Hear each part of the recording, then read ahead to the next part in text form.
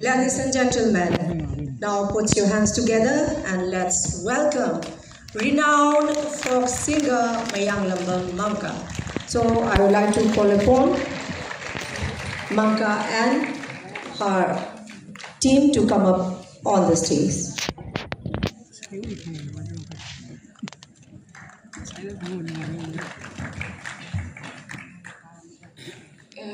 It's really unfortunate that I have to turn my back in front of the dignitaries.